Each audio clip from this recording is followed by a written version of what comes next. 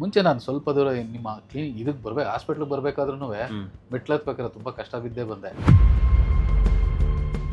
Correct correct. ಸುಸ್ತಾಗೋದು, ಕಾಲು ಉರಿ ಬರೋದು, ಮತ್ತೆ ಬಾಡಿ ಸ್ಟಿಫ್ನೆಸ್ ಆಗೋಂಥದ್ದು, ಈ ಒಂಥರ ಏನೋ ಬಾಯೆಲ್ಲ ತುಂಬ ಒಣಗಂಥದ್ದು ಎಲ್ಲ ಆಗ್ತಾ ಇತ್ತು. ಮತ್ತೆ ನೀವು ಚಪಾತಿ ಅಂತ ಹೇಳಿದ್ರಲ್ಲ ಸರ್, ಈ ಚಪಾತಿನ ಸ್ವಿಚ್ ಆಗಿರೋದು ನೀವು ರಾಗಿಗೆ, ರಾಗಿ ರೊಟ್ಟಿ, ರಾಗಿ ದೋಸೆ, ರಾಗಿ ದೋಸೆ ಏನಾದರೂ ಅದಕ್ಕೂ ಅದಕ್ಕೆ ಏನೋ ಡಿಫ್ರೆನ್ಸ್ ಅನ್ಸುತ್ತಾ ನಿಮಗೆ? ತುಂಬಾ ಡಿಫ್ರೆನ್ಸ್ ಇದೆ ಸರ್. ನೀವು ಚಪಾತಿ ತಿಂದಾಗ ಆಗೋ ಫೀಲಿಂಗೇ ಬೇರೆ, ಈ ರಾಗಿ ತಿಂದಾಗ ಆಗೋಂಥ ಫೀಲಿಂಗೇ ಬೇರೆ. ಮೈದಾ ಹಿಟ್ಟು ಚಪಾತಿ ತಗೊಂಡಾಗ ಆಯಾಸ ಎಲ್ಲ ಜಾಸ್ತಿ ಆಗುತ್ತೆ, ಸುಸ್ತು ಸ್ವಲ್ಪ ಕಾಣಿಸ್ತೈತೆ. ಕರೆಕ್ಟ್. ಆಮೇಲೆ ಏನೋ ಒಂಥರ ಟೈರ್, ಅಸಿಡಿಟಿ ತರ, ಹೊಟ್ಟೆ ಉಬ್ಸೋ ತರ ಎಲ್ಲ ಕಾಣಿಸ್ತೈತೆ. ಚಪಾತಿನೇ ಸ್ವಲ್ಪ ನೋಡಕ್ ಅದು ಚೆನ್ನಾಗಿ ಕಾಣಿಸ್ತೈತೆ ಹೊರತು ಅದು ಫುಲ್ ಬಾಡಿನೇ ಹಾಳು ಮಾಡ್ತದೆ ಸರ್. ಡಯಾಬಿಟಿಸ್ ಇರ್ತಕ್ಕಂಥ ಪೇಷಂಟ್ಸ್ಗಳಿಗೆ ನಿಮ್ಮ ಕಿವಿ ಮಾತು ಏನು ಸರ್? 100% ಮಾಡ್ಬೋದು ಸರ್. ಎಲ್ಲರಿಗೂ ಬಂದಿದೆ ಬಿಡು, ನನಗೂ ಬಂದಿದೆ, ಅದು ಹೋಗುತ್ತೆ ಇರುತ್ತೆ, ಮಾತ್ರ ಕಂಟಿನ್ಯೂ ಆಗಿ ಮಾತ್ರ ಲೈಫ್ ಟೈಮ್ ಮಾತ್ರ ಬೇಕಾಗುತ್ತೆ ಅಂತ. ನಾನು ನೀವು ಕೊಟ್ಟಿರೋ ಮೆಡಿಸನ್ ಮತ್ತೆ ಡಯಟ್ ಇಷ್ಟರಲ್ಲೇ ನನಗೆ ಅದು ಅದಷ್ಟೇ ಚೇಂಜ್ ಆಯ್ತು. ಅದು ಹೆಂಗಾಯ್ತು ಏನೋ ಗೊತ್ತಿಲ್ಲ, ಒಟ್ಟಿನಲ್ಲಿ ಚೇಂಜ್ ಆಯ್ತು. ನನ್ನ ಒಪಿನಿಯನ್ ಏನಂತಂದ್ರೆ ತುಂಬಾ ಚೆನ್ನಾಗಿದೆ. ನಾನು ಸುಮಾರು ಲಕ್ಷಗಟ್ಟಲೆ ದುಡ್ಡು ಖರ್ಚು ಮಾಡಿದ್ದೀನಿ, ಎಲ್ಲೂ ನನಗೆ ಅಷ್ಟು ಈ ಥರ ರಿಸಲ್ಟ್ ಎಲ್ಲೂ ಸಿಗಲಿಲ್ಲ. ಇಲ್ಲಿ ಬಂದಮೇಲೆ ನನಗೇನೋ ಒಂದು ಸ್ವಲ್ಪ ಒಂದು 80-90% ತನಕ ನನಗೆ ತುಂಬ ಚೆನ್ನಾಗಿ ಅನ್ನಿಸ್ತಾ ಇದೆ ಸರ್. ಯಾರಾದರೂ ಇದ್ದರೆ ಬಂದು ಸರ್ ಹತ್ರ ಮೀಟ್ ಮಾಡಿ ತೋರಿಸ್ಕೋಬೋದು ಸರ್. ಸರಿ, thank you sir. Okay sir, thank you.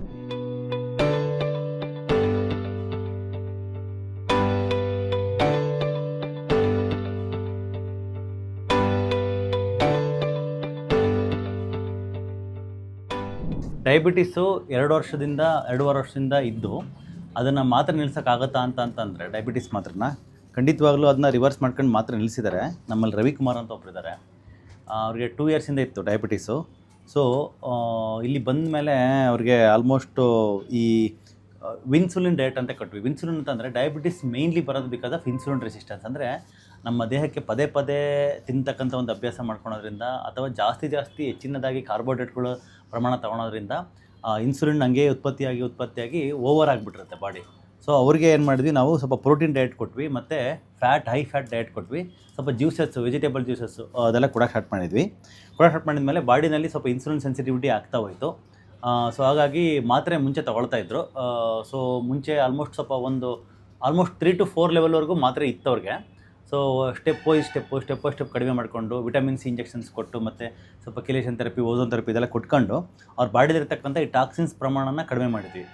ಇನ್ನೊಂದು ಟಾಕ್ಸಿನ್ಸ್ ಪ್ರಮಾಣ ಏನಕ್ಕೆ ಬರುತ್ತೆ ಅಂದರೆ, ಬಿಕಾಸ್ ಈಗ ಡಯಾಬಿಟಿಸ್ ಸ್ಟಾರ್ಟ್ ಆಗುತ್ತೆ. ಡಯಾಬಿಟಿಸ್ ಸ್ಟಾರ್ಟ್ ಆದಮೇಲೆ ನಿಮಗೆ ಚಪಾತಿ ತಿನ್ನಬೇಕಂತ ನಿಮಗೆ ಒಂದು ಅನಿಸ್ಬಿಡುತ್ತೆ, ಚಪಾತಿ ತಿನ್ನೋ ಸ್ಟಾರ್ಟ್ ಮಾಡ್ತೀರಾ. ಮತ್ತು ಎಲ್ಲ ವೀಟು ಎಲ್ಲ ಕಡೆ ಇದು ಹೆಲ್ತಿ ಅಂತ ಹಾಲು ಕುಡಿಯೋದು, ಶಕ್ತಿ ಬರುತ್ತೆ ಅಂತ ಇದೆಲ್ಲ ಮಾಡೋಕ್ಕೆ ಸ್ಟಾರ್ಟ್ ಮಾಡ್ತಾರೆ. ಅದರಿಂದ ತುಂಬ ಇನ್ಸುಲಿನ್ ರೆಸಿಸ್ಟೆನ್ಸ್ ಆಗಿ ಹಾಗೆ ಕಂಟಿನ್ಯೂ ಆಗಿಬಿಡುತ್ತೆ. ಅದನ್ನ ಯಾವಾಗ ನಾವು ಸ್ಟಾಪ್ ಮಾಡಿದ್ವೋ ಟಾಕ್ಸಿನ್ಸ್ ಪ್ರಮಾಣ ಬಾಡಿ ಒಳಗಡೆ ಹೋಗೋದು ಕಡಿಮೆ ಆಗುತ್ತೆ, ಮತ್ತು ಕಾರ್ಬೋಹೈಡ್ರೇಟ್ನ ಪ್ರಮಾಣ ಕಡಿಮೆ ಮಾಡುತ್ತಾ ಹೋದ್ವಿ. ಡೈಲಿ 1500 to 1600 ಕ್ಯಾಲೋರೀಸ್ ಡಯಟ್ಗೆ ನಾವು ಫಿಕ್ಸ್ ಮಾಡಿದ್ವಿ ಅವ್ರನ್ನ. ಇನ್ಸುಲಿನ್ ರೆಸಿಸ್ಟೆನ್ಸ್ನ ಕಮ್ಮಿ ಮಾಡ್ತಕ್ಕಂಥ ಹೈ ಪ್ರೋಟೀನ್ ಹೈ ಫ್ಯಾಟ್ ಡಯಟ್ನ ಕೊಟ್ವಿ. ಬಟ್ ಅವ್ರಿಗೆ ಕೊಟ್ಟ ಮೇಲೆ ಅವ್ರಿಗೆ ಲೈಕ್ ಶುಗರ್ ಕಡಿಮೆ ಆಗ್ತಾ ಬಂತು. ಶುಗರ್ ಕಡಿಮೆ ಆದಂಗೆ ಮಾತ್ರೆಗಳ ಪ್ರಮಾಣನೂ ಕಡಿಮೆ ಮಾಡ್ತಾ ಬಂದ್ವಿ. ಮಾತ್ರೆ ಪ್ರಮಾಣ ಕಡಿಮೆ ಆದಮೇಲೆ ಇವತ್ತು 1 ಡೇ ಬಂದಿದೆ ಅವ್ರಿಗೆ. ಆಲ್ಮೋಸ್ಟ್ ಮಾತ್ರೆ ಸ್ಟಾಪ್ ಮಾಡಿದ್ವಿ. ಮಾತ್ರೆ ಸ್ಟಾಪ್ ಮಾಡಿ ಎಷ್ಟು ದಿನ ಆಯಿತು ಸರ್? ಸರ್ ಆಯ್ತು, 2 ತಿಂಗಳಾಯ್ತು. 2 ತಿಂಗಳಾಯ್ತು. 2 ತಿಂಗಳಿಂದ ಮಾತ್ರೆ ತಗೊಂಡಿಲ್ಲ. ನಿಮ್ಮ ಪಥ್ಯ ಏನು ಮಾಡ್ತೀರಾ ಅಂತ ಒಂದ್ಸರಿ ಬೆಳಗ್ಗೆ ಸಾಯಂಕಾಲವರೆಗೂ ಒಂದ್ಸರಿ ಬ್ರೀಫಾಗಿ ಹೇಳ್ಬಿಡ್ತೀರಾ? ಅದೇ ಸರ್, ಬೆಳಗ್ಗೆ ಎದ್ದಿದ ತಕ್ಷಣ ಕೊಬ್ಬರಿ ಎಣ್ಣೆ 2 ಸ್ಪೂನ್ ತೊಗೊತೀನಿ, 3 ಸ್ಪೂನ್ ಫಸ್ಟ್ 2 ತೊಗೊತಾ ಇದೆ, 3 ಸ್ಪೂನ್ ಹೈ ಫ್ಯಾಟ್. ಎಸ್. ಆಮೇಲೆ ಬಿಸಿನೀರು ತೊಗೊತೀನಿ. ಅದಾದ ನಂತರ ಮತ್ತೆ ಇದು ಆಮ್ಲ ಜ್ಯೂಸು, ಅದಾದ್ಮೇಲೆ ಕೊತ್ತಂಬರಿ ಸೊಪ್ಪು ಜ್ಯೂಸು, ಆಮೇಲೆ ಬೂದ್ ಕುಂಬಳಕಾಯಿ ಜ್ಯೂಸ್, ಅದಾದ್ಮೇಲೆ ಒಂದು ರಾಗಿ ದೋಸೆ, ಕೊಬ್ಬರಿ ಎಣ್ಣೆಲೆ ಇದು ಮಾಡಿರೋಂಥದ್ದು ರಾಗಿ ದೋಸೆ, ಅದ್ರ ಜೊತೆಗೆ ಏನಾದ್ರು ಆಗ್ಲಿಕಾಯಿ ಪಲ್ಯ ಮತ್ತೆ ಆ ಥರದ್ದು ಏನಾದ್ರು ಒಂದೇ ದೋಸೆ ಅಷ್ಟೇ. ಇನ್ನು ಮಧ್ಯಾಹ್ನ ಮಾಮೂಲಿ ಏನಾದ್ರು ರೈಸ್ ಇದ್ರೆ ಈ ಮಾಮೂಲಿ ಬಾಯ್ಲ್ಡ್ ರೈಸು, ಮಧ್ಯೆ ಊಟ ಇದು ಮುದ್ದೆ ಅದರ ಏನಾದ್ರು ತಗೊಂತೀನಿ ಸರ್. ನೈಟ್ ಮಾಮೂಲಿ ಡ್ರೈ ಫ್ರೂಟ್ಸು, ನಟ್ಸ್ ಅದೆಲ್ಲ ಫುಲ್ ಎಲ್ಲ ನೀರಲ್ಲಿ ನೆನೆಸಿ ರಾತ್ರಿ ಒಂದು ಸ್ವಲ್ಪ ತಗೊಂತೀನಿ. ಅದ್ರ ಜೊತೆಗೆ ಏನಾದ್ರು ಒಂದು ಸ್ವಲ್ಪ ಸಾಲಿಡ್, ಒಂದೊಂದು ದಿವಸ ಒಂದೊಂದು ಸಾಲಿಡ್ ತಗೊಂತೀನಿ. ಬಟ್ ನೈಟಲ್ಲಿ ಕಾರ್ಬೋಹೈಡ್ರೇಟ್ ತಗೊಳ್ತಾ ಇಲ್ಲ? ಇಲ್ಲ ಸರ್. ಈ ರಾಗಿ ದೋಸೆ ಅದೆಲ್ಲ ಯಾವುದು ಆಗ್ತಿಲ್ಲ? ಏನಿಲ್ಲ ಸರ್. ಸ್ನೇಹಿತರೆ, ವೆರಿ ಇಂಪಾರ್ಟೆಂಟ್, ಅಂಡರ್ಸ್ಟ್ಯಾಂಡ್ ಮಾಡ್ಕೊಳ್ಳಿ. ನೀವು ಡಯಾಬಿಟಿಕ್ ಆಗಿದ್ದರೆ ಮುಖ್ಯವಾಗಿ ಕಾರ್ಬೋಹೈಡ್ರೇಟ ನೈಟಲ್ಲಿ ತಗೋಬೇಡಿ. ಕಾರ್ಬೋಹೈಡ್ರೇಟು ನೈಟಲ್ಲಿ ತಗೊಳ್ಳುವಾಗ ಬಾಡಿ ನಾವು ನೈಟಲ್ಲಿ ಯೂಶ್ವಲಿ ಇನ್ಆ್ಯಕ್ಟಿವ್ ಮೋಡಲ್ ಇರುತ್ತೆ, ಬಾಡಿ ಡೈಜೆಷನ್ ಪವರ್ ಕಮ್ಮಿ ಇರುತ್ತೆ.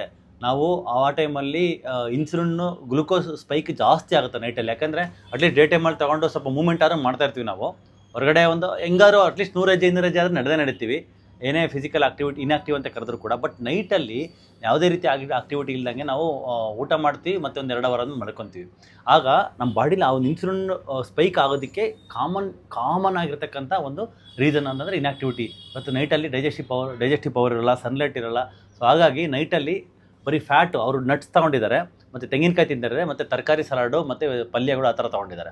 ಸೊ ನಿಮಗೆ ಸ್ಟಾರ್ಟಿಂಗು ಡಯಾಬಿಟಿಸ್ ಬಂದಾಗ, I mean 2 years 4 months back ನಿಮಗೆ ಡಯಾಬಿಟಿಕ್ ಅಂತ ಹೇಳಿದಾಗ, ಆವಾಗ ನೀವು ನಾನು ಡಯಾಬಿಟಿಸ್ ರಿವರ್ಸ್ ಮಾಡ್ಕೊತೀನಿ ಅಥವಾ ನಾನು ಮಾತ್ರೆ ಕಂಪ್ಯೂಟರ್ ಬಿಡೋಕ್ಕಾಗುತ್ತೆ, ನಾನು ಡಯಾಬಿಟಿಕ್ ಆಗ್ತೀನಿ ಅಂತ ಅನಿಸುತ್ತೆ ಸರ್? ಇಲ್ಲ ಸರ್, ನಾನು ಅದನ್ನು ಗೆಸ್ಸೇ ಮಾಡಿರಲಿಲ್ಲ.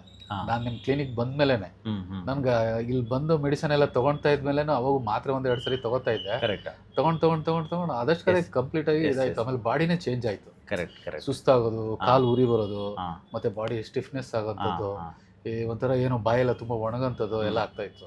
ಅದು ಆಟೋಮೆಟಿಕ್ಲಿ ಅದೇ ಹೋಯ್ತು ಸರ್ ಎಲ್ಲ. ನಾನು ಅದ್ರ ಮೇಲೆ ಮೋಸ್ಟ್ಲಿ ಹೆಂಗೋ ಚೇಂಜಸ್ ಆಗ್ತಾ ಇದೆ, ಸುಮ್ಮನೆ ಏನಕ್ಕೆ ತಗೊಳೋದು ಅಂತ ನನ್ನಷ್ಟೇ ಬಿಟ್ಟೆ. ಕರೆಕ್ಟ್. ಹೌದು. C body is our best teacher. ನಮ್ಮ ಬಾಡಿಗೆ ಇದೆಲ್ಲ ನಮಗೆ ಅವಶ್ಯಕತೆ ಇಲ್ಲ ಅಂತ ಅನ್ಸ್ಬಿಟ್ಟು ಅದನ್ನ ಅವಶ್ಯಕತೆ ಇಲ್ಲ ಅಂತ ಶಾಪೆ ಮಾಡ್ಬಿಟ್ವಿ. ಮಾತ್ರೆ ಶಾಪೆ ಮಾಡ್ಕೊಂಡ್ಬಿಟ್ಟು. Yes sir. ಆಮೇಲೆ ನಮ್ಗೆ ಈಗ ಸುಸ್ತು ಆಯಾಸ ಅನ್ನೋದು ಏನೂ ಇಲ್ಲ ಸರ್. ನಮ್ಗೆ ಸುಸ್ತಾಗಂಥದ್ದು ಏನಿಲ್ಲ. ಸ್ವಲ್ಪ ಓಡಾಡ್ತೀನಿ ಚೆನ್ನಾಗಿ, ಮುಂಚೆ ಆಗ್ತಾ ಇರ್ಲಿಲ್ಲ. ಈಗ ಬೆಟರ್ ಆಗಿದ್ದೀನಿ ಸರ್, ಆರಾಮಾಗಿದೆ. ನನಗೆ ಇದು ಸ್ವಲ್ಪ ಅಷ್ಟೇ, ಇದು ಒಂದು ಸ್ವಲ್ಪ ಪೇನ್ ಇದೆ, ಇದೊಂದು ಸ್ವಲ್ಪ ಪೇನ್ ಇದೆ, ಇದೊಂದು ಸ್ವಲ್ಪ ನೆಕ್ಕದೊಂದಿದೆ. ಅಂದರೆ ತುಂಬ ಏನಿಲ್ಲ, ಸಿವಿಯರ್ ಬೆಟರ್ ಇದೆ.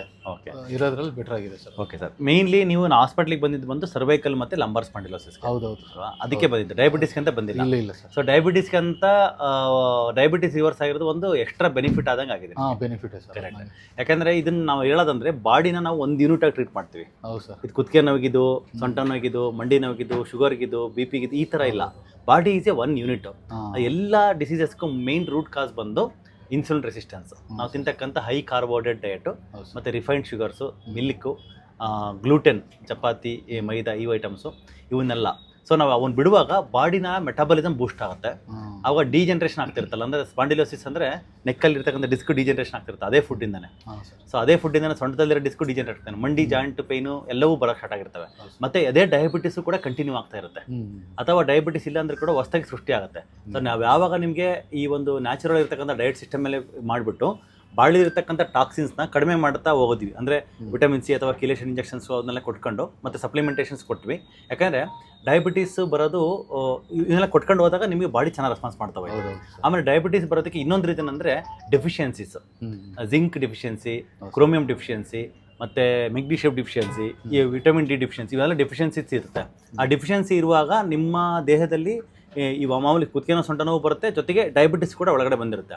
ನಾವು ಅಂದ್ಕೊಂತೀವಿ ನಾನು ದಪ್ಪ ಆಗಿದ್ದೀನಿ ಅದಕ್ಕೆ ಡಯಾಬಿಟಿಸ್ ಬಂದಿದೆ ಅಂತ. ದಪ್ಪ ಇದ್ರೆ ಡಯಾಬಿಟಿಸ್ ಬರಬೇಕಂತ ಇಲ್ಲ. ಹೊಟ್ಟೆನಲ್ಲಿರ್ತಕ್ಕಂಥ ಅಂದರೆ ಲೈಕ್ ಅಬ್ಡಮಿನಲ್ಲಿರ್ತಕ್ಕಂಥ ಲಿವರಲ್ಲಿರ್ತಕ್ಕಂಥ fat, visceral organs, liver fat ಆಗ್ಬೋದು, ಪ್ಯಾಂಕ್ರಿಯಾಸ್ ಫ್ಯಾಟ್ ಆಗ್ಬೋದು, ಅಥವಾ ಸ್ಪ್ಲೀನ್ ಫ್ಯಾಟು, ಇದೆಲ್ಲ ಫ್ಯಾಟ್ಗಳು ನಮ್ಮ ದೇಹದಲ್ಲಿ ಡೆಪಾಸಿಟ್ ಆಗೋದೇ ಬಿಕಾಸ್ ಆಫ್ ಓವರ್ ಟಾಕ್ಸಿನ್ಸು. ಅದನ್ನು ನಾವು ತೆಗಿಯೋಕ್ಕೆ ಸ್ಟಾರ್ಟ್ ಮಾಡಿದ್ವಿ ಒಂದು ಕಡೆ. ಇನ್ನೊಂದು ಕಡೆ ಅದಕ್ಕೆ ಡಿಫಿಷಿಯನ್ಸಿನ ಫಿಲ್ ಮಾಡೋದಕ್ಕೆ, ವಿಟಮಿನ್ಸ್ ಮಿನರಲ್ಸ್ನ ಫಿಲ್ ಮಾಡೋದಕ್ಕೆ ಹೊರಗಡೆಯಿಂದ ಕೊಡುವಾಗ ಆ ಬಾಡಿ ಬ್ಯಾಲೆನ್ಸ್ ಆಗಿಬಿಡುತ್ತೆ. ಬಾಡಿ ಬ್ಯಾಲೆನ್ಸ್ ಆಯ್ತು ಅಂತಂದರೆ ಬಾಡಿನಲ್ಲಿ ಯಾವುದೇ ರೀತಿಯಾಗಿರ್ತಕ್ಕಂಥ ರೋಗಗಳಿರಲ್ಲ. ಅಂದರೆ ಈ ನಿಮಗೆ ನೋವುಗಳು ಕ್ಲಿಯರ್ ಆಗಿದೆ, ಆಲ್ಮೋಸ್ಟ್ ಒಂದು ಎಷ್ಟು % ಕಡಿಮೆ ಆಗಿದೆ? ಔಟ್ ಆಫ್ 50% ತನಕ, ಒಂದು 50% ಪೇನ್ ಕಡಿಮೆ ಆಗಿದೆ. ಮತ್ತೆ ಡಯಾಬಿಟಿಸಲ್ಲಿ ಕಂಪ್ಲೀಟಾಗಿ ರಿವರ್ಸ್ ಆಗಿದೆ. 2 ಮಂತ್ಸಿಂದ ಮಾತ್ರೆ ಇಲ್ದಂಗೆ. ಇವತ್ತು ಶುಗರ್ ಎಷ್ಟಿದೆ ಇವತ್ತು? 150 ಶುಗರ್ ಇದೆ ಇವತ್ತು, ಅದು ಟಿಫನ್ ಮಾಡಿದ್ಮೇಲೆ, ತಿಂಡಿ ತಿಂದಮೇಲೆ. So this is how it run sir. So ನಮ್ಮ ಪ್ರಶ್ನೆ ಏನಂತಂದರೆ, ನೀವು ಈ ಡಯಟ್ ಮಾಡುವಾಗ ನಿಮ್ಗೆ ಹೆಂಗೆ ಅನಿಸುತ್ತೆ sir? Like how are you feeling the diet? Sir ಏನಿಲ್ಲ, ಡಯಟ್ ಇದು ಮಾಡ್ಬೋದು ಸರ್. ಬೇರೆ ಡಯಟ್ ತರ ಇದೇನು ಅಷ್ಟು ಕಷ್ಟ ಏನಿಲ್ಲ. ಕರೆಕ್ಟ್, ಆರಾಮಾಗಿ ಮಾಡ್ಬೋದು ಸರ್. ಕರೆಕ್ಟ್. ಆಮೇಲೆ ಕೆಲವರೆಲ್ಲ ಹೇಳ್ತಾರೆ ಊಟ ಮಾಡಿದೆ ಅದು ತಿಂಡಿ ತಿಂದಿಲ್ಲ ಅಂದ್ರೆ ಹೊಟ್ಟೆ ಹಸು ಅದು ಇದು ಅಂತೆಲ್ಲ ಹೇಳ್ತಾರೆ. ಇದ್ರಲ್ಲಿ ನನಗೇನು ಆ ಥರ ಫೀಲಿಂಗ್ ಏನು ಕಾಣಿಸ್ಲಿಲ್ಲ. ಕರೆಕ್ಟ್. ನನಗೆ ಆರಾಮಾಗಿತ್ತು. 1 ಗಂಟೆಗೆ ಹೊಟ್ಟೆ ಹಸಿತಾ ಇತ್ತು, 1 ಗಂಟೆಗೆ ಊಟ ಮಾಡ್ತಾ ಇದ್ದೆ. ಮತ್ತೆ ಸಾಯಂಕಾಲ ಒಂದು 7-8 ಗಂಟೆ ಅಂದ್ರೆ ನಂದು ನೈಟ್ ಸ್ವಲ್ಪ ಲೇಟ್ ಆಗ್ತಾ ಇತ್ತು, ಒಂದು 8:30-9 ತನಕ ಆಗೋದು. ಅಷ್ಟೊತ್ತಿಗೆ ನಾನು ಫ್ರೂಟ್ಸ್ ಎಲ್ಲ, ಡ್ರೈ ಫ್ರೂಟ್ಸ್ ಎಲ್ಲ ತಗೊಂಡೋಗಿ ನಾನು ಬಾಕ್ಸಲ್ಲೇ ಇಟ್ಟು ತಿಂತಾ ಇದ್ದೆ. ಓಕೆ. ಮನೆಗೆ ಬಂದ್ಮೇಲೆ ಏನಾದ್ರು ಸ್ವಲ್ಪ ರೊಟ್ಟಿ ಗಿಟ್ಟಿ ಮಾಡ್ಕೊಂಡು ತಿಂತಾ ಇದ್ವಿ ಅಷ್ಟೇ ಸರ್. Okay okay. ಆಮೇಲೆ ಈ 15 ಡೇಸಿಂದ ನಂದೇನಾಯ್ತು ಅಂದರೆ, ಶುಗರ್ ಮಾತ್ರನೂ ತೊಗೊಳ್ಲಿಲ್ಲ, ಮತ್ತು ನಾನೆಲ್ಲ ಬೇರೆ ಕಡೆ ಹೋಗಿದ್ದೆ ಒಂದು 10-15 ಡೇಸು. ಆ ಟೈಮಲ್ಲಿ ನಾನು ನಿಮ್ಮದು ಮಾತ್ರೆ ಒಂದು ತಗೊಂಡೆ, ಬೆಳಗ್ಗೆ ತಿಂಡಿ ಇಡ್ಲಿ ತಗೊಂತಾ ಇದ್ದೆ, ರಾತ್ರಿ ಇದು ಮಾಡ್ತಾ ಇದ್ದೆ. ಅದು ಮಾಡಾದ್ಮೇಲೂ ಮತ್ತೆ ಏನು ನನಗೇನು ಸುಸ್ತು ಆಯಾಸ ಏನು ಕಾಣಿಸ್ಲಿಲ್ಲ. ಆಮೇಲೆ ಬಂದ ಮೇಲೆ ಮತ್ತೆ ಸ್ಟಾರ್ಟ್ ಮತ್ತೆ ಡಯಟ್ ಸ್ಟಾರ್ಟ್. ಓಕೆ. ಯಾಕಂದ್ರೆ ಲೈಕ್ ತಿಂಗಳಿಗೆ ಅಟ್ಲೀಸ್ಟ್ ನಾವು ಒಂದು 20 ದಿನ ಮಾಡಿದ್ರೆ ಇನ್ನು 10 ದಿನ ಸ್ವಲ್ಪ ಹೆಚ್ಚು ಕಮ್ಮಿ ಆದ್ರೂ ಕೂಡ ಬಾಡಿ ತರ್ಕೊಳುತ್ತೆ.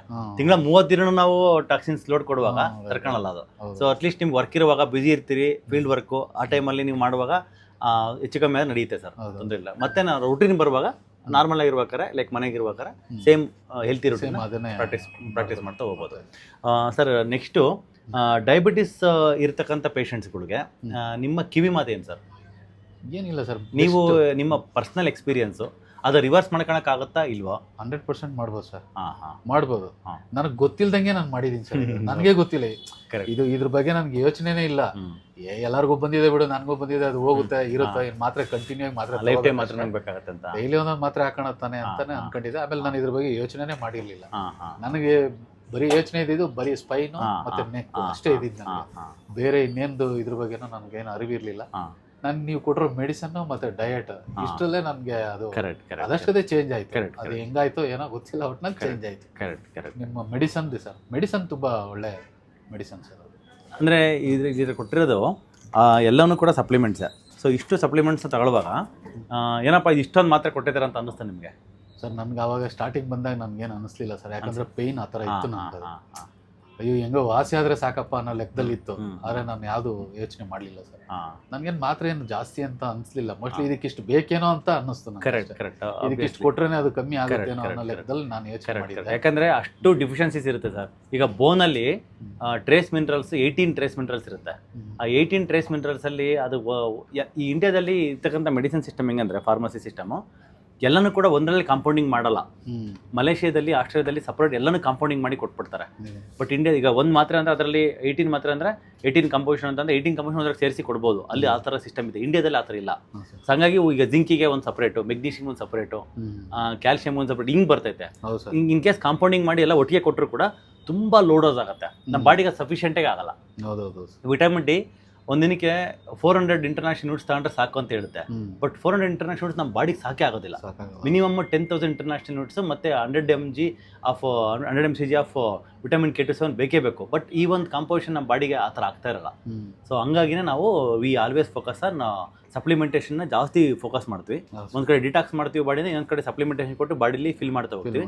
ಸೊ ದಟ್ ಆ ಎಲ್ಲ ನ್ಯೂಟ್ರಿಷನ್ ಡೆಫಿಷಿಯನ್ಸಿ ಸರಿ ಮಾಡಿಬಿಟ್ಟು ಬಾಡಿ ಇರತಕ್ಕಂಥ ಎಲ್ಲ ಕಾಯಿಲೆಗಳು ಸ್ವಲ್ಪ ಕಂಟ್ರೋಲ್. ಈಗ ಎಷ್ಟೋ ಪೇಷಂಟ್ ಬರ್ತಾರೆ BP ಅನ್ಕಂಟ್ರೋಲ್ ಆಗಿರುತ್ತೆ ಅವ್ರಿಗೆ.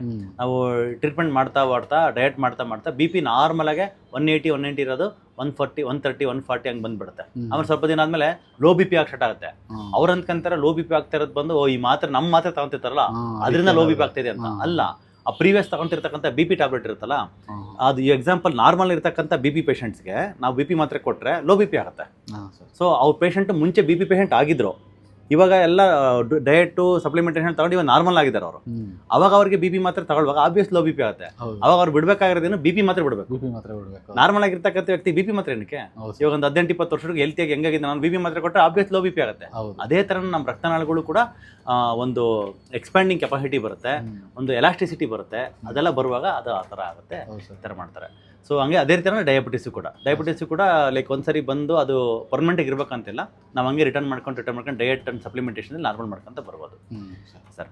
ಸೊ ನೀವು ಮಾಡಿರತಕ್ಕಂಥ ಡಯಟಲ್ಲಿ ಯಾವುದೋ ರೀತಿಯಾಗಿ ಡಿಫಿಕಲ್ಟಿ ಇತ್ತ ನಿಮಗೆ? ಏನಿಲ್ಲ ಸರ್, ಡಿಫಿಕಲ್ಟಿ ಯಾವುದಿಲ್ಲ. ಆರಾಮಿದೆ, ಬಾಡಿ ಫುಲ್ಲು ಫ್ರೀ ಇದೆ ಸರ್, ಆರಾಮಾಗಿದೆ. ನಮಗೆ ಸುಸ್ತು ಆಯಾಸ ಅಂತೂ ಏನೂ ಇಲ್ಲ. ಮುಂಚೆ ನಾನು ಸ್ವಲ್ಪ ದೂರ ನಿಮ್ಮ ಇದಕ್ಕೆ ಹಾಸ್ಪಿಟ್ಲಿಗೆ ಬರ್ಬೇಕಾದ್ರೂ ಮೆಟ್ಲು ಹತ್ಬೇಕಾದ್ರೆ ತುಂಬ ಕಷ್ಟ ಬಿದ್ದೇ ಬಂದೆ. ಆಮೇಲಿಂದ ಆಟೋಮೆಟಿಕ್ಲಿ ಇಲ್ಲಿ ಬರ್ತಾ ತಿಂಗಳ ಚೇಂಜಸ್ ಆಯಿತು. ಇದು ಬೋನ್ ತುಂಬ ಟ್ರಬಲ್ ಕೊಡ್ತಾ ಇತ್ತು ನಾನು. ಆಮೇಲೆ ಕುತ್ತಿಗೆನೂ ಅಷ್ಟೇ ಟರ್ನ್ ಮಾಡೋಕೆ ಆಗ್ತಾರಲ್ಲ, ಹಿಂಗೆ ಟರ್ನ್ ಮಾಡಿ ಈಗ ಟರ್ನ್ ಎಲ್ಲ ಆಗ್ತಿದೆ, ಚೆನ್ನಾಗಿದೆ, ಎಲ್ಲ ಇಂಪ್ರೂವ್ಮೆಂಟ್. ಸ್ವಲ್ಪ ಜೋಮ್ ಬರುತ್ತೆ, ಯಾವುದೋ ಒಂದು ಪೋರ್ಷನಲ್ಲಿ ಹಿಂಗೆ ಟರ್ನ್ ಮಾಡಿದಾಗ ಸ್ವಲ್ಪ ಇಲ್ಲಿಂದ ಇಲ್ಲಿವರೆಗೂ ಸ್ವಲ್ಪ ಜೋಮ್ ಬರುತ್ತೆ ಅಷ್ಟೇ. ಅಷ್ಟು ಬಿಟ್ಟರೆ ಬೇರೆ ಇನ್ನೇನಿಲ್ಲ ಸರ್. ಇನ್ನೊಂದು ಪ್ರಶ್ನೆ, ನಮ್ಮ ಹಾಸ್ಪಿಟ್ಲಿಗೆ ಬರೋಕ್ಕಿಂತ ಮುಂಚೆ ನಾವು ಯಾವುದನ್ನೆಲ್ಲ ಬಿಡಿ ಅಂತ ಹೇಳಿದ್ವೋ ಆ ಫುಡ್ಡು ಯಾವ್ಯಾವ ತೊಗೊತಿದ್ರಿ ಸರ್ ನೀವು? ನಾನು ಎಲ್ಲ ತಗೊಂತ ಇದ್ದೆ. ನೀವೇನೇನು ಬಿಡಬೇಕು ಅಂತ ಹೇಳಿದ್ರೆ ಎಲ್ಲ ತಿಂತಾ ಇದ್ದೆ. ನನಗೆ ಅದರಲ್ಲಿ ಪೂರಿ ಅಂದರೆ ತುಂಬ ಇಷ್ಟ. ಅದೆಲ್ಲ ತಿಂತಾ ಇದ್ದೆ. ಪೂರಿ ತಿಂತಾ ಇದ್ದೆ, ಚಪಾತಿ ತಿಂತಾ ಇದ್ದೆ, ಫುಲ್ ರೆಗ್ಯುಲರ್ ಚಪಾತಿ ತಿಂತಾ ಇದ್ದೆ. ಬೆಳಗ್ಗೆ ತಿಂಡಿ ಕೂಡ ಅದನ್ನೇ ತಿಂತಾ ಇದ್ದೆ. ಆಮೇಲೆ ನೈಟ್ ಏನಾದರೂ ಲೇಟ್ ಆದರೆ ಪೂರಿ ಮಾಡಿಸ್ಕೊಂಡು ಮತ್ತೆ ತಿಂತಾ ಇದ್ದೆ ನೈಟ್. Okay okay. ಎಲ್ಲ ತಿಂತಾ ಇದ್ದೆ. ಉಪ್ಮಾ ಅಂದರೆ ನಂಗೆ ತುಂಬ ಇಷ್ಟ. ಈ ಆಂಧ್ರ ಸ್ಟೈಲ್ ಉಪ್ಮಾ ಅಂದರೆ ಅದನ್ನೂ ಜಾಸ್ತಿ ತಿಂತಾ ಇದ್ದೆ. ಓಕೆ. ಈಗ ಆಲ್ಮೋಸ್ಟ್ ನೀವು ಹೇಳಿದ್ಮೇಲೆ ಒಂದು ದಿವಸ 2 ದಿವಸ ಬೇಜಾರಾಯ್ತು, ಏನಪ್ಪ ಹೆಂಗ್ ಬಿಡೋದು ಅಂತ. ಆಮೇಲೆ ಅದೇನು ಬಿಡ್ಬೋದು ಸರ್, ಒಂದು 15 ದಿನ ಅದು ಸ್ವಲ್ಪ ಕಷ್ಟ ಆಗುತ್ತೆ. ಅದರಲ್ಲಿ ಮೇನ್ಲಿ ನಮಗೆ ಡಿ ಅಡಿಕ್ಷನ್ಗೆ ಹೆಲ್ಪ್ ಆಗೋದು ಬಂದು ಅರಿತಕ್ಕಿ ಪೌಡರ್ ಕೊಟ್ಟಿದ್ವಲ್ಲ ನೈಟಲ್ಲಿ ತಗೊಳಕ್ಕೆ. ನಮ್ಮ ಬಾಡಿ ಇರ್ತಕ್ಕಂಥ ಬ್ಯಾಡ್ ಬ್ಯಾಕ್ಟ್ ಅದೆಷ್ಟು ಕಹಿ ಇರುತ್ತೆ, ಆ ಕಹಿ ಅಂಶನೇ ಹೋಗಿ ಒಂಥರ ಅದು ಹೆಂಗಂದ್ರೆ ಈ ಬೇವಿನ ಸೊಪ್ಪು ತಗೊಂಡಂಗೆ ಆಂಟಿಬಯೋಟಿಕ್ ಇದ್ದಂಗೆ ಬಾಡಿ ಇರ್ತಕ್ಕಂಥ ಬ್ಯಾಡ್ ಬ್ಯಾಕ್ಟೀರಿಯಾನೆಲ್ಲ ಕ್ಲೆನ್ಸ್ ಮಾಡುತ್ತದು. ಕ್ಲೆನ್ಸ್ ಮಾಡಿದ್ಮೇಲೆ ಅವಾಗ ಅವಕ್ಕೆ ಆಕ್ಚುಲಿ ಅಡಿಕ್ಟ್ ಆಗಿರುತ್ತೆ ನಮ್ಮ ಬಾಡಿ. ಈಗ ಪೂರಿ ಯಾಕೆ ಇಷ್ಟ ಅಂದ್ರೆ ಪೂರಿಗೆ ಬೇಕಾಗಿರ್ತಕ್ಕಂಥ ಬ್ಯಾಕ್ಟೀರಿಯಾ ನಮ್ಮ ಕರಳಲ್ಲಿ ಇರ್ತವೆ. ಆ ಬ್ಯಾಕ್ಟೀರಿಯಾ ನಾವು ಯಾವಾಗ ಕೊಡೋದನ್ನ ಸ್ಟಾಪ್ ಮಾಡ್ತೀವಿ ಆ ಬ್ಯಾಕ್ಟೀರಿಯಾಗಳು ಸ್ವಲ್ಪ ಹೆಡ್ಡಕ್ಕೆಲ್ಲ ಬರೆಸ್ತವೆ. ಆಮೇಲೆ ಕೊಟ್ಟಿಲ್ಲ ಅರಿತಕ್ಕೆ ಪೌಡರ್ ಅಂತ ಡೈಲಿ ತಗೊಂತ ಇದೀವಿ, ಅದನ್ನ ಕೊಟ್ಟಿಲ್ಲ, ಅದು ಪೂರಿ ಕೊಟ್ಟಿಲ್ಲ ಅಂದ್ರೆ ಸತ್ತೋಗ್ಬಿಡ್ತಾವೆ ಬ್ಯಾಕ್ಟೀರಿಯಾಗಳು. ಆಮೇಲೆ ಅದು ಪೂರಿ ಮೈಂಡೇ ಬರಲ್ಲ. ನೀವು ಪೂರಿ ಮತ್ತೆ ತಿಂದಿಲ್ಲ ನೀವು? ಇಲ್ಲ ಸರ್, ಮುಟ್ಲೇ ಇಲ್ಲ ಪೂರಿ. ಮತ್ತೆ ಅವತ್ತಿಂದ ಇವತ್ತಿನವರೆಗೂ ಪೂರಿ ಇಲ್ಲ, ಮೈದಾ ಇಲ್ಲ, ಗೋಧಿ ಇಲ್ಲ, ಏನು ಇಲ್ಲ ಸರ್. ಆಮೇಲೆ ನಾನ್ ವೆಜ್ ಅಷ್ಟೇನೆ, ಹೇಳಿದ್ದು ಮೇಕೆದೆ ತಗೋತೀನಿ. ಅದು ವೀಕ್ಲಿ 1 ಡೇ ಅಷ್ಟೇ. ನಾಟಿ ಕೋಳಿ ಸಿಕ್ಕಿದ್ರೆ ಒಂದು ವೀಕ್ಲಿ, ಅದರಲ್ಲಿ ಯಾವ್ದಾದ್ರು ಒಂದು ವೀಕಲ್ಲಿ 1 ದಿವಸ. ಮತ್ತೆ ರೆಗ್ಯುಲರ್ ನಾಟಿ ಮೊಟ್ಟೆ ಸಿಗ್ತವೆ ನಮಗೆ, ರೆಗ್ಯುಲರ್ ಆಗಿ 2 ಮೊಟ್ಟೆ ತಗೊಳ್ತೀರಾ? Okay sir. ಮತ್ತೆ ನೀವು ಚಪಾತಿ ಅಂತ ಹೇಳಿದ್ರಲ್ಲ ಸರ್, ಈ ಚಪಾತಿನ ಸ್ವಿಚ್ ಆಗಿರೋದು ನೀವು ರಾಗಿಗೆ, ರಾಗಿ ರೊಟ್ಟಿ, ರಾಗಿ ದೋಸೆ. ಏನಾದರೂ ಅದಕ್ಕೂ ಅದಕ್ಕೆ ಏನೋ ಡಿಫ್ರೆನ್ಸ್ ಅನ್ಸುತ್ತಾ ನಿಮಗೆ? ತುಂಬಾ ಡಿಫ್ರೆನ್ಸ್ ಇದೆ ಸರ್. ನೀವು ಚಪಾತಿ ತಿಂದಾಗ ಆಗೋ ಫೀಲಿಂಗೇ ಬೇರೆ, ಈ ರಾಗಿ ತಿಂದಾಗ ಆಗೋಂಥ ಫೀಲಿಂಗೇ ಬೇರೆ ಸರ್. ಏನ್ ಫೀಲಿಂಗ್ ಡಿಫ್ರೆನ್ಸ್ ಸರ್? ಅಂದ್ರೆ ಅದು ಮೈದಾ ತಗೊಂಡಾಗ, ರಾಗಿ ಇದು ಮೈದಾ ಇಟ್ಟು ಚಪಾತಿ ತಗೊಂಡಾಗ ಆಯಾಸ ಎಲ್ಲ ಜಾಸ್ತಿ ಆಗುತ್ತೆ, ಸುಸ್ತು ಸ್ವಲ್ಪ ಕಾಣಿಸ್ತೈತೆ. ಕರೆಕ್ಟ್. ಆಮೇಲೆ ಏನೋ ಒಂಥರ ಅಸಿಡಿಟಿ ತರ, ಹೊಟ್ಟೆ ಉಬ್ಸೋ ತರ ಎಲ್ಲ ಕಾಣಿಸುತ್ತೆ.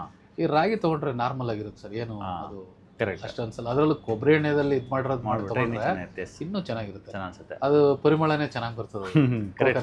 ಸ್ಟಾರ್ಟಿಂಗ್ ಅಲ್ಲಿ ಒಂಥರ ಅನ್ಸುತ್ತೆ, ಸೆಟ್ ಆಗಲ್ಲ, ಆಮೇಲೆ ಸೆಟ್ ಆಗ್ಬಿಟ್ರೆ ಸರಿ ಆಗುತ್ತೆ. ಈಗ ನಾವು ಮಾಮೂಲಿ ರೀಫೈಂಡ್ ಆಯಿಲ್ ಏನಾದ್ರು, ಈಗ ನಾನು ಬೆಳಗ್ಗೆ ಇಲ್ಲಿ ಬರಬೇಕಾಗಿತ್ತು, ಅರ್ಜೆಂಟ್ ಇತ್ತು, ತಿಂಡಿ ತಿಂದಿರ್ಲಿಲ್ಲ, ಈಗ ಹೋಟ್ಲಿಗೆ ಹೋದಾಗ ಟೇಸ್ಟ್ ಸ್ವಲ್ಪ ಡಿಫ್ರೆಂಟ್ ಗೊತ್ತಾಗುತ್ತೆ. ಹೌದು, ಟೇಸ್ಟ್ ಅವ್ರದ್ದು ಆಯಿಲ್ ಮತ್ತೆ ಈ ಆಯಿಲ್ಗೆ ತುಂಬಾ ಡಿಫ್ರೆನ್ಸ್. ಟೇಸ್ಟ್ ವೈಸ್ ಅಲ್ಲಿ ರಾಗಿ ದೋಸೆಗೂ ಚಪಾತಿಗೂ ಡಿಫ್ರೆನ್ಸ್ ಇದೆ ಸರ್?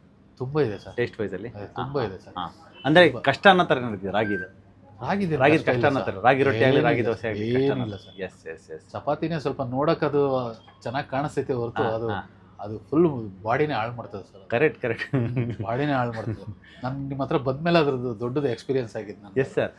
ನೀವು ನೋಡಿ ಅಡ್ವರ್ಟೈಸ್ಮೆಂಟ್ ಅಲ್ಲಿ ರಾಗಿ ಹಿಟ್ಟನ್ನ ಯಾರು ಮಾರ್ಕೆಟಿಂಗ್ ಮಾಡಲ್ಲ, ಅಡ್ವರ್ಟೈಸ್ಮೆಂಟ್ ಕೊಡಲ್ಲ, ಬಟ್ ಚಪಾತಿನ ಮಾರ್ಕೆಟಿಂಗ್ ಮಾಡ್ತಾರೆ. ಅಂತ ಆಟ ಇಂಥ ಆಟ ತಗೊಳ್ಳಿ, ಸೂಪರ್ ಆಗಿದೆ, ಇದು ಇಷ್ಟಪ್ಪ ಊದ್ಕೊಳುತ್ತೆ ಥರ ಮಾಡ್ತಾರೆ. ಒಳ್ಳೇದನ್ನ ಮಾಡಿದ್ರೆ ಅವ್ರದ್ದು ಅಂಗಡಿ ನಡೆಯಲ್ಲ. ಹಂಗಾಗಿ ನಾನು ಬೆಟರ್ ಆಗಿದ್ದೀನಿ ಸರ್, ಆರಾಮಾಗಿದ್ದೀನಿ, ಏನು ತೊಂದರೆ ಇಲ್ಲ. ಲಾಂಗ್ ಡ್ರೈವ್ ಎಲ್ಲ ಮಾಡಕ್ ಆಗ್ತಾ ಇರಲಿಲ್ಲ ಮುಂಚೆ, ಈಗೆಲ್ಲ ಆರಾಮಾಗಿ ನಾನೇ ಓಡಿಸ್ತೀನಿ, ಆರಾಮಾಗಿ ಓಡಾಡ್ಕೊಂಡು ಬರ್ತಾ ಇರ್ತೀನಿ, ಎಲ್ಲ ಕಡೆ ತಿರುಗ್ತೀನಿ, ಚೆನ್ನಾಗಿ ಓಡಾಡ್ತಾ ಇದ್ದೀನಿ. ಅದು ನಮ್ಗೆ ಏನಂದ್ರೆ ಮೇನ್ ವಿತೌಟ್ ಮೆಡಿಸಿನ್ ಇದೆಯಲ್ಲ, ಶುಗರ್ ಮೆಡಿಸಿನ್ಸ್ ಬಿಟ್ಟು 2 ತಿಂಗಳಾದ್ಮೇಲೆ ನಿಮ್ ಬಾಡಿ ಮೆಟಾಬಾಲಿಸಮ್ ಅಷ್ಟು ಚೆನ್ನಾಗಿ ಮೇಂಟೈನ್ ಆಗಿದೆ. ಅಂದ್ರೆ ನಿಮ್ ಬಾಡಿ ನಾರ್ಮಲ್ ಆಗಿರೋದಕ್ಕೆ ಅಷ್ಟು ಫೈಟ್ ಮಾಡಿದೆ ಮುಂಚೆ, ಬಟ್ ಅದನ್ನ ತಲೆ ಕೆಡಿಸ್ಕೊಂಡಿಲ್ಲ ನಾವು, ಆ ಸಿಗ್ನಲ್ ಅಸೆಸ್ ಮಾಡಿಲ್ಲ. ಆ ಪೂರಿ ಚಪಾತಿ ಹಂಗೆ ಹೋಗಿ ಹೋಗಿ ಹೋಗಿ ಹೋಗಿ ಹಂಗೆ ಜಾಸ್ತಿ ಆಗ್ಬಿಟ್ಟಿತ್ತು. ಇವಾಗ ಅದ್ ಬಿಟ್ಟ ತಕ್ಷಣ ನಾರ್ಮಲಿ ಬಂದ್ಬಿಡ್ತಿಲ್ಲ. ನನ್ನ ಕಂಪ್ಲೀಟ್ ಚೇಂಜ್ ಆಗಿದ್ದೀನಿ ಸರ್. ಆಮೇಲೆ ವೆಯ್ಟ್ ಸ್ವಲ್ಪ ಇತ್ತೀಚೆಗೆ ಸ್ವಲ್ಪ ಒಂದು 2 ಕೆಜಿ ಜಾಸ್ತಿ ಆಗಿದ್ದೀನಿ. ಅದೇ ನೈಟಲ್ಲಿ ಒಂದು ಸ್ವಲ್ಪ ಇನ್ನೂ ಸ್ವಲ್ಪ ಇದನ್ನ ಮಾಡ್ಬಿಟ್ಟಿದ್ದೆ. ಇನ್ನೊಂದು ರೂಟೀನ್ ಫಾಲೋ ಮಾಡೋಣ ಸರ್ ಇವತ್ತಿಂದ ನಾಳೆಯಿಂದ. ವಾರಕ್ಕೆ ಒಂದಿನ 24 ಅವರ್ಸ್ ಕಂಪ್ಲೀಟ್ ಫಾಸ್ಟಿಂಗ್ ಮಾಡಿ.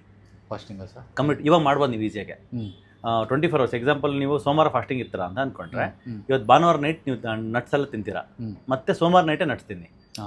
ಸೋಮವಾರ ಬೆಳಿಗ್ಗೆ, ಸೋಮವಾರ ಮಧ್ಯಾಹ್ನ ಏನಿಲ್ಲ, ಬರೀ ನೀರು ಕುಟ್ಕೊಂಡಿರ್ಬೋದು, ಆರಾಮಾಗಿರ್ಬೋದು. 24 ಅವರ್ಸ್ ಫಾಸ್ಟಿಂಗ್ ವೀಕ್ಲಿ 1 ಡೇ ಮಾಡ್ತಾವಾಗಿ. ವೀಕ್ಲಿ 1 ಡೇ ಆಯ್ತಾ, ಅಥವಾ ವೀಕ್ಲಿ 2 ಡೇಸ್ ಆದ್ರೆ ಸೋಮವಾರ ಒಂದಿನ, ಶುಕ್ರವಾರ ದಿನ, ಆ ಥರ ನಿಮ್ಗೆ ಯಾವ ದಿನ ಇಷ್ಟ ಅನ್ನೋ ಆ ದಿನ 2 ದಿನ ಮಾಡಿ. ಬಾಡಿ ಇನ್ನೂ like it will get lot of energy.